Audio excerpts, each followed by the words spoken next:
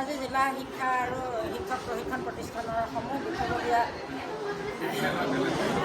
শিক্ষাগুৰুসকল আৰু প্ৰশিক্ষাৰ্থীসকললৈ সেৱা জনাইছোঁ। আৰু আমি আজি ইয়াত বহাগৰ এদিন উদযাপন কৰিছোঁ। তাতে আমি খাদ্যমেলা প্ৰদৰ্শনী আমাৰ চতুৰ্থ ষাণ্মাসিকৰ পৰা আমি জলপানৰ কথা প্ৰথম ক'ব ওলাইছোঁ। এইটো হ'ল কোমল চাউল আৰু এইটো ভজা চাউল, এইটো চেৱা দিয়া চাউল, এইটো আখৈ, এইটো ভাত পিঠা, এইটো হুৰুম, এইটো মুড়ি আৰু এইটো সান্দহ। এইখিনি হ'ল আমাৰ জলপান। আৰু ইয়াৰ পিছতে আমি পিঠালৈ গৈছোঁ। পিঠা এতিয়া আমাৰ অসমীয়া সমাজে প্ৰায় মুখীয়া পিঠাটো মানে বনাবলৈ এৰিছে, কিন্তু এইটো আমাৰ অতি উপযোগী যে আমি পথাৰলৈ খুব সোনকালে কম সময়ৰ ভিতৰত আমি বনাই লৈ যাওঁ। সেইকাৰণে আজি মই ইয়াত প্ৰদৰ্শন কৰিছোঁ। আৰু ইয়াত নাৰিকলৰ লাড়ু, এয়া জোন পিঠা আৰু মুড়ি লাড়ু, তাৰপিছত জনতা পিঠা, তেল পিঠা, বনাব পাৰি। এইখিনি হ'ল আমাৰ পিঠা সৰ্বস্ব। তাৰপিছতে আমি পথাৰৰ পৰা আহি দুপৰীয়া এবাটি আমি হাতী ভুজীয়া বাটি বুলি কয় এই বাটিটো। ইয়াতে মানে পইতা ভাত আমি খাই ভাল পাওঁ। আৰু এই পইতা ভাতৰ লগত ভোট জলকীয়া, কচু টেঙা, বেঙেনা পোৰা, আলু পোৰা আৰু ইয়াত নলটেঙা পাতত দিয়া, সৰিয়হ, আৰু এইটো হ'ল কণবিলাহী আচাৰ, আলু পোৰা আৰু আমৰ খাৰলি। এইখিনি আমাৰ পইতা ভাতৰ লগত খাবলগীয়া ব্যঞ্জন। আৰু বিহুত আমি মিঠা আলু খাওঁ। তাৰপিছতে এয়া হ'ল অতি সুস্বাদুযুক্ত কলা চাউলৰ জলপান। আৰু এইটো হ'ল গাহৰি, আম, সৰিয়হ আৰু ভোট জলকীয়া। তাৰপিছত এইটো আমাৰ হ'ল আহোম মানুহৰ আটাইতকৈ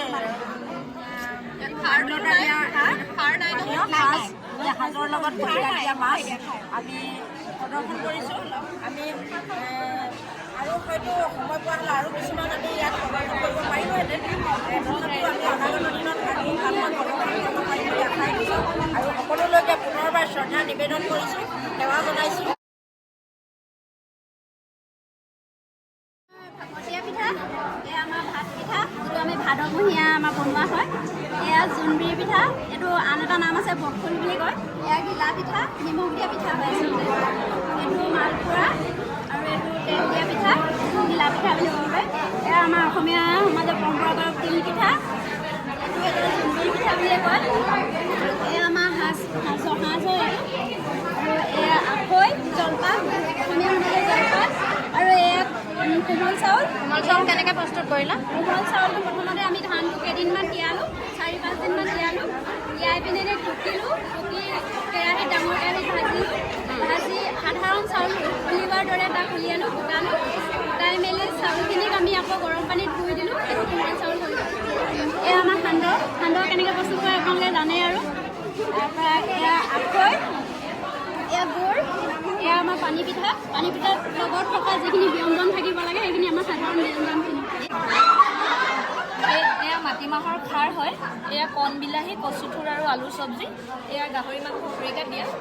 তাৰপৰা এয়া পইতা ভাতত এয়া পনৰু বুলি কয়, আমাৰ অসমীয়া যিটো পিঁয়াজ। আৰু এয়া পিঁয়াজ, এইটো ভোট জলকীয়া, নেমু, এয়া অকণমান নিমখ থৈছোঁ ইয়াৰ লগত সানি খাবৰ বাবে। এয়া পানী টেঙা আৰু এইটো এটা ভোট জলকীয়া থৈছোঁ, ডেক'ৰেশ্যনৰ কাৰণে থৈছোঁ। আৰু এয়া পিঁয়াজ আৰু নেমু থৈছোঁ। এয়া বিলাহী পুৰি পিনি বনোৱা পিটিকা, এয়া বেঙেনাৰ পিটিকা, আৰু এয়া আলু পুৰি পিনি বনোৱা পিটিকা। তাৰপৰা এয়া হৈছে তৰা পিঠা, আৰু এয়া হৈছে সান্দহ, আৰু এয়া কোমল চাউল, লগত আমি অসমীয়াৰ সন্মান থুৰীয়া তামোলখনো থৈছোঁ। তাৰপৰা এয়া চিৰা, দৈ আৰু মুড়ি আছে, লগত গুড়। তাৰপিছত এয়া হৈছে দুলুটিকৈ পুৰা তিল পিঠা, আৰু এয়া এনেই চেনি দি পিনি পুৰা হৈছে বৰা চাউলৰ পিঠা। আৰু এয়া দুটা নাৰিকলৰ লাড়ু, ইয়াৰ লগত চুজি মিহলোৱা আছে।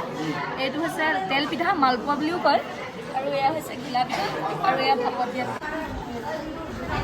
এখন অসমীয়া গামোচা, বেঙেনা পোৰা, মৰাপাত আৰু পঘা গৰুৰ কাৰণে দৰকাৰ হয়।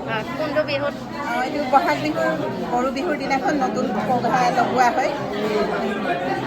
অসমীয়া পৰম্পৰা হিচাপে গৰু বিহুৰ দিনাখন সন্ধিয়া সময়ত নতুন পঘাৰে গৰুক বন্ধা হয়। আৰু এইটো বেঙেনা পোৰা, আমাৰ পৰম্পৰাগত বেঙেনা পুৰি আমি খাইও ভাল পাওঁ আৰু খাবলৈও ভাল। আৰু এইটো হৈছে মাটিমাহৰ খাৰ দিয়া আজি আমাৰ অসমীয়া পৰম্পৰাগত খাদ্য, মাটিমাহৰ খাদ্য। আৰু এইটো হৈছে কচু, আমি কচু বিশেষকৈ খাওঁ। কচুৰ লগত কি দিছে? কচুৰ লগত আমি কণ বিলাহী দিছোঁ আৰু শুকান মাছো দিছোঁ আমি অলপমান। কণ বিলাহী পাতো দিয়া পাতত দিয়া জলকীয়া পাতো দিয়াও ইয়াতে আছে। তাৰপিছতে এইখিনি হ'ল বেতগাজ পুৰা আৰু ইয়াত ডাঙৰ পাণ বনাই থোৱা আছে। ভোট জলকীয়া বুলি কাজু নেমু আৰু এইখিনি গুৰ ইয়াতে পানী দিয়া আছে। এইখিনি ভাত, এইখিনি পানী টেঙা আৰু এইখিনি গাহৰি খৰিকা। এয়া পঁইতা ভাত, নেমু আৰু জলকীয়া আছে। এয়া নিমখ, তাৰপৰা এয়া আমাৰ তিলপিঠা। আগৰ চাইজটোৱে আছে ডাঙৰটো, এতিয়া সৰু হৈছে মানে, কিন্তু সৰুটো নাই, আমি ডাঙৰকৈ বনাই দিছোঁ। এয়া পকা মিঠৈ, এয়া সুতুলি পিঠা, জোল পিঠা যেনো লাগে দেখিবলৈ। তাৰপৰা এয়া নাৰিকলৰ লাড়ু, তেল পিঠা, মুড়ি লাড়ু, সেয়া গুড় আৰু আখৈ।